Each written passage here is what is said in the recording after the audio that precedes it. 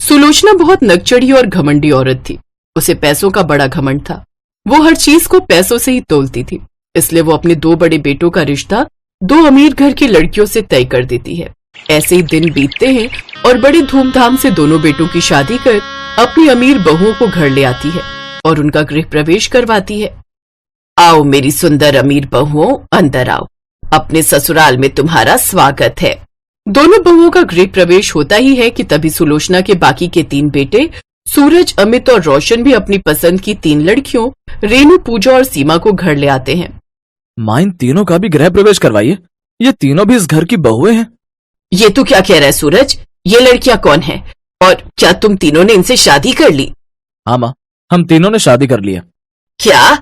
ये गरीब मेरी बहुएं? तुम लोगों की हिम्मत भी कैसे हुई बिना मेरी इजाजत के इन गरीबों को मेरी बहू बना कर लाने की? इन तीनों की फटीचर शक्ल और पहनावे को देखकर ही मैं बता सकती हूँ कि ये तीनों गरीब हैं। तुम लोग अच्छे से जानते हो मुझे गरीबों से कितनी नफरत है। घिन आती है मुझे उनकी शक्ल देखकर भी। अगर तुम तीनों मेरी मर्जी से शादी करते तो तुम तीनों के लिए मैं ऐसी अमीर घर की लड़कियां लेकर आती। अभी भी वक्त है, इन तीनों को बाहर फेंक दो। ये आप कैसी बातें कर रही हैं माँ जी? इन्होंने हमसे ब्याह किया है, कोई ऐसे ही नहीं आ गई हम इनके साथ। हाँ माँ जी, और हम कोनो सामान नहीं है जो कि हमें उठाकर बाहर फेंक दो। गृह प्रवेश तो आपको हमारा करना ही होगा। उनकी बातें सुनकर अमीर बहू सौंदर्य बोलती है, देखा माँ जी कैसे जुबान चल रही इन तीनों गरीबों की। सही कहते हैं, गरीब लड़कियों में कोई मैनर्स नहीं होते। ऐसा कुछ नहीं है भाभी। और माँ, अगर आप इन तीनों का गृह प्रवेश नहीं करेंगी तब भी हम इसी घर में रहेंगे। और अगर आप ऐसा नहीं चाहती कि हम इस घर में रहें तो अभी हम इन तीनों के साथ ये घर छोड़कर चले जाएंगे। कर लो अपने मन की, आ जाओ अब इस घर में। ना चाहते हुए भी सुलोचना को अपने तीनों बेटों की मर्जी के आगे झुकना ही पड़ता है और वो तीनों बहुओं का गृह प्रवेश बेमन से करती है। लेकिन अब उन तीनों का जीना मुश्किल कर देती है। तीनों गरीब बहुओं के आते ही अब वो घर के नौकरों की छुट्टी कर देती है। अब वो जहां अपनी दोनों अमीर बहुओं से कोई काम नहीं लेती और उनके साथ गप्पे मारती रहती, तो वही तीनों गरीब बहुओं से घर के सारे काम लेती है और जरा सी गलती होने पर उन्हें खूब डांट सुनाती रहती। ऐसे दिन गुजरते हैं और अब बरसात का मौसम शुरू हो जाता है। उन पांचों बहुओं की ससुराल में पहली बारिश होती है। तभी अमीर बहू उनसे कहती है, ए गरीब, तुम्हारा जो भी नाम है, ये बारिश का पानी सीढ़ियों से होते हुए नीचे आ रहा है, इसे जल्दी से साफ कर दो। और सौंदर्य, चलो हम दोनों बाहर बारिश में भीगने चलते हैं। ये हमारी ससुराल की पहली बारिश है ना, चलो चलकर एंजॉय करते हैं। हाँ हाँ चलो। कि नाचो आज छम छम छम छम छम छम छम छम छम छम छम, कि नाचो आज छम छम छम। हम दोनों बहुओं की आज ससुराल में पहली बारिश है और आज हम अपनी पहली बारिश को एंजॉय कर रहे हैं। ये तभी पूजा की नजर बाहर डांस कर रही दोनों अमीर बहुओं पर जाती है। हाय, देखो तो वो दोनों तितलियां कितने मजे कर रही हैं बारिश में, और एक हमें जो पोछा घिसने पर लगी हुई है। चलो ना सीमा, रेनू, हम दोनों भी चलते हैं बाहर। हाँ, बस जल्दी से पोछा लगाकर चलते हैं। जब वो तीनों काम खत्म करके बाहर जाने वाली होती है कि तभी उनकी सास उनको टोकते हुए कहती है, ओ गरीब तितलियों, कहाँ जा रही हो? दिखाई नहीं देता बाहर मेरी दोनों अमीर बहुएं मजे कर रही हैं? उनका मूड खराब मत करो वहां जाकर। अब तुम तीनों चुपचाप रसोई में जाओ और हमारे लिए गर्मा गर्म प्याज, आलू, पालक और गोभी के पकौड़े बनाकर लाओ। और हाँ, साथ में कॉफी भी बना देना। और हाँ, थोड़े भुट्टे, नमक, नींबू लगाकर भुनकर ले आओ। लेकिन माँ जी, आप दोनों चीजें एक साथ मत खाइए, इससे आपकी तबीयत खराब हो सकती है। तुम गरीब फिर जुबान चलाने लगी। जितना कहा है सिर्फ उतना करो, समझी? तीनों बहुएं काम पर लग जाती हैं। कुछ देर बाद दोनों अमीर बहुएं भी कपड़े बदल कर आ जाती हैं। अरे वाह पकौड़े! माँ जी, ये तो आपने बहुत अच्छा किया जो इन गरीबों को पकौड़े बनाने के लिए कहा। हाँ, बारिश में भीगने के बाद तो पकौड़े खाने का एक अलग ही मजा है। अच्छा सुन गरीब बहुओं, फ्रिज में पनीर रखा है, मेरी दोनों अमीर बहुओं के लिए पनीर के पकौड़े भी बनाकर ले आ। वो तीनों फिर से पकौड़े बनाने चली जाती हैं। हमने तो सोचा था पहली बारिश में भीगेंगे, लेकिन यहाँ काम से फुर्सत मिले तब ना। चल अब जल्दी से काम निपटाते हैं, फिर बारिश में चलते हैं। ऐसे ही अगले दिन फिर से बारिश होती है और तीनों गरीब बहुएं भीगने के लिए छत पर चली जाती हैं। जल्दी जल्दी छत पर चलो, इससे पहले कि कोई हमें आवाज दे दे। आज हम बारिश में भीग कर ही रहेंगे। पता है, हम तो पूरे गांव के साथ बारिश में भीग कर डांस करते थे। तीनों खुशी खुशी छत पर जाती हैं, लेकिन वहां तो पहले ही उनकी सास भीग रही होती है। तुम तीनों यहाँ क्या कर रही हो? माँ जी बारिश में भीगने आए हैं। कल भी पूरा दिन काम से फुर्सत नहीं मिली तो सोचा आज पहले भीग ही ले। कोई जरूरत नहीं है भीगने की। तुम तीनों को इस बड़े घर में रहने दिया वही काफी है, वरना औकात नहीं है तुम तीनों की यहाँ रहने की। इस घर में तुम्हारी हैसियत सिर्फ नौकरों की है, और अगर नौकर ही बारिश में भीगकर बीमार पड़ जाए तो काम कौन करेगा। अब जल्दी जाओ और नीचे बर्तन और झाड़ू पोछा करने को पड़ा है, वो काम निपटाओ। माँ जी बस थोड़ी देर भीगने दीजिए ना, बड़ा मन था बारिश में भीगने का। बिल्कुल नहीं, कहा ना अंदर जाओ। तीनों गरीब बहुएं बुरा सा मुंह बनाकर वहाँ से चली जाती हैं। तो वहीं दूसरी तरफ दोनों अमीर बहुएं बारिश में कार लेकर लॉन्ग ड्राइव पर निकल जाती हैं। ऐसे कुछ दिन बीतते हैं। एक रोज मुनीम उनके घर आता है और उन्हें गहने दिखाता है। तभी पूजा सीमा से कहती है, देख तो सीमा, ये वाला हीरो का हार तुझ पर कितना अच्छा लगेगा। सच में ये वाला मुझ पर अच्छा लगेगा। ये देख दोनों अमीर बहुएं उनका मजाक उड़ाते हुए उन पर हंसने लगती हैं। देखो तो इनको, इनकी औकात चांदी की चेन तक खरीदने की तो है नहीं, लेकिन इन्हें डायमंड पहनना है। वही तो फटीचर कपड़े पहनने वाली चली हीरो को पहनने। आप सब ऐसे क्यों बोल रही हैं? हमारे पास इतने पैसे हैं कि हम इन्हें खरीद सके। ए गरीब लड़की, वो बात कर जो कि हजम हो जाए, यहाँ बेइज्जती मत करवा मेरी। ये आप क्या कह रही हैं सुलोचना जी? ये तीनों तो इस शहर के सबसे बड़े बिजनेसमैन की 3 बेटियां हैं जो विदेश से पढ़ाई करके लौटी थी। लेकिन बेटा तुम तीनों ने अपनी हालत ऐसे क्यों बना ली है? सुलोचना जी, आप शायद नहीं जानती, इनके पिता करोड़ों अरबों के नहीं बल्कि खरबों की दौलत के मालिक हैं। पूजा इंडस्ट्रीज, सीमा इंडस्ट्रीज और रेनू इंडस्ट्रीज वो सब इन्हीं की है। इनकी विदेश में भी 3-3 कंपनी है। हाँ, उनका नाम तो बहुत सुना है। तो क्या वो तुम तीनों के नाम पर?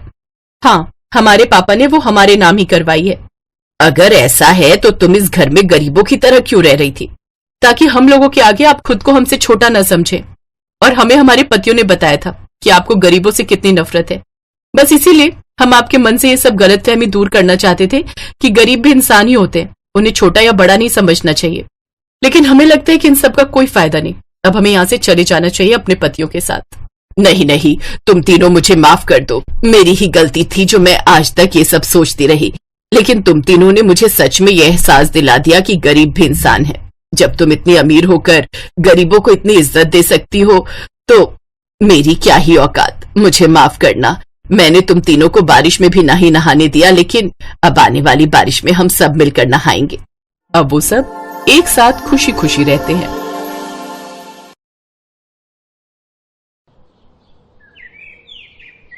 बेटा, शहर जाकर तुम तीनों अपना ख्याल रखना और समय समय पर चिट्ठी लिखते रहना। माँ तुम चिंता मत करो, हम अपना ध्यान रखेंगे। और हाँ माँ, हम शहर से ढेर सारा पैसा कमा कर लाएंगे और फिर हमारी सारी परेशानियां दूर हो जाएंगी। ये कहकर वो तीनों शहर चले जाते हैं। रमा अपनी तीनों बहुओं सुमन, पूजा और मीनू के साथ रहती है। साथ ही उसका पोता मोंटू भी उनके साथ रहता है। कुछ दिन तो उनके ठीक ठाक निकल जाते हैं, लेकिन उसके बाद हालात बहुत बुरे होने लगते हैं। परेशान होकर रमा अपनी बहू से अपने बेटों को कई चिट्ठियां लिखवाती है, लेकिन उनमें से एक का भी जवाब नहीं आता। ना जाने इन तीनों को क्या हुआ है, एक भी चिट्ठी का जवाब नहीं आया। अरे अपनी माँ को ना सही, कम से कम अपनी पत्नियों को ही चिट्ठी लिख लेते। मुझे तो लगता है वो वहां जाकर हमें भूल गए हैं। नहीं माँ जी, ऐसी बात नहीं है। हो सकता है वो किसी काम में व्यस्त हो। अरे ऐसा भी क्या काम कि अपने बेटे तक का भी ख्याल नहीं आता उन्हें। कुछ ही दिनों में उन्हें पैसों की तंगी होने लगती है। पहले जहाँ पूरा परिवार भरपेट खाता था, अब वो एक रोटी खाकर ही गुजारा करते हैं और कमजोरी के कारण मोंटू की तबीयत बिगड़ने लगती है। ये देख रमा किराने की दुकान पर जाती है और लाला से कहती है, लाला मुझे थोड़ा राशन उधार दे दो। तुझे उधार दे दूं? हैं? पहले ही तू मेरा कर्जा नहीं उतार पाई है और अब और उधार लेने की बात कर रही है। लाला, जैसे ही मेरे बेटे शहर से लौटेंगे तो मैं आपके सारे पैसे आपको लौटा दूंगी। हम सब ने 2 दिन से कुछ नहीं खाया और मेरे पोते की हालत खराब हो गई है। तो मैं क्या करूं? मैं क्या यहाँ खैरात बांटने बैठा हूँ? जब तक तू मेरा पहले का कर्जा नहीं दे देती तब तक मैं तुझे और उधार नहीं दे सकता। रमा उदास होकर घर आने लगती है। तभी वो रास्ते में भंडारा बंटते हुए देखती है। वो भंडारे का खाना अपनी बहुओं और पोते के लिए लेकर घर आती है। सभी उसमें से थोड़ा थोड़ा खाकर सो जाते हैं, लेकिन तभी रात को तेज बिजली कड़कड़ाती है और जोरों की बारिश शुरू हो जाती है और रमा की टूटी हुई छत से पानी टपकने लगता है। धीरे धीरे घर में पानी भरने लग जाता है, जिस वजह से सभी उठकर पानी भरने लग जाते हैं। ऐसे 2 दिन बीत जाते हैं, 3 दिन बीत जाते हैं। 3 दिन से हो रही बारिश से सभी घर वाले बहुत परेशान हो जाते हैं। अगर ये बारिश नहीं रुकी तो ना जाने क्या होगा। हाँ माँ जी, हमारा घर वैसे ही कच्ची मिट्टी का बना हुआ है, अगर ये टूट गया तो ना जाने क्या होगा। तभी छत का एक हिस्सा टूटकर वहाँ गिर जाता है। रमा जल्दी से अपनी बहुओं और पोते के साथ घर से बाहर निकल जाती है। कुछ ही देर में उनका वो मिट्टी का घर टूटकर चकनाचूर हो जाता है। माँ जी, हमारा घर, अब हम क्या करेंगे? दादी माँ, अब हम कहाँ रहेंगे? अपने घर की ऐसी हालत देखकर उन सबकी आंखों में आंसू आ जाते हैं। बेचारी रमा अपनी तीनों बहुओं और पोते के साथ सड़क पर चलने लगती है। चलते हुए उन्हें सड़क किनारे एक बहुत बड़ा पाइप दिखता है और वो सभी बारिश से बचने के लिए उसमें जाकर रहने लगते हैं। आज उन सभी को भूखा रहते हुए 3 दिन हो चुके थे। अपने पोते की बिगड़ती हालत देख रमा काम की तलाश में निकल जाती है। काफी देर तक काम ढूंढने के बाद वो एक ढाबे पर पहुंचती है। सेठ जी, मेरी 3 बहुएं और पोता 3 दिन से भूखे हैं। इस बारिश में हमारा मिट्टी का घर भी ढह गया है, इसीलिए मैं काम की तलाश में निकली हूँ। कृपा करके आप मुझे कुछ काम दे दीजिए, मैं कुछ भी काम कर लूंगी। मैं तो खुद कब से काम वाली की तलाश में था। अच्छा हुआ आप आ गईं। आप यहाँ काम कर सकती हैं, इससे हमारी भी काफी मदद हो जाएगी। आपका बहुत बहुत शुक्रिया सेठ जी। रमा अगले दिन से ही उस ढाबे पर काम करने लगती है और अपनी बहुओं और पोते का पेट पालती है। ऐसे ही समय बीतता है और एक रोज रमा के तीनों बेटे गांव वापस आते हैं। उन्हें जब गांव वालों से अपने घर के हालातों के बारे में पता चलता है तो वो उस ढाबे पर पहुंचते हैं जहां रमा काम करती थी।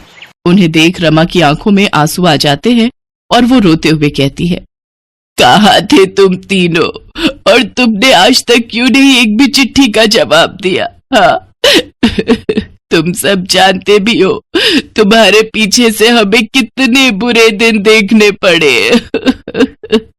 माँ, शहर में काम के चक्कर में हम तीनों भाई आपको चिट्ठी नहीं लिख पाए, लेकिन हम जिस मकसद से गए थे वो पूरा हो गया माँ। हाँ माँ, हम तीनों ने खूब पैसा कमा लिया है। अब हम उन पैसों से एक नया घर लेंगे। और माँ, साथ ही अब हम यहीं पर अपना कोई काम शुरू करेंगे और एक साथ खुशी खुशी रहेंगे। ये सब सुनकर रमा बहुत खुश हो जाती है। इसके बाद तीनों भाई एक बड़ा सा नया घर खरीदते हैं और खुद का बिजनेस खड़ा करते हैं, जिससे वो और भी ज्यादा पैसे कमाते हैं।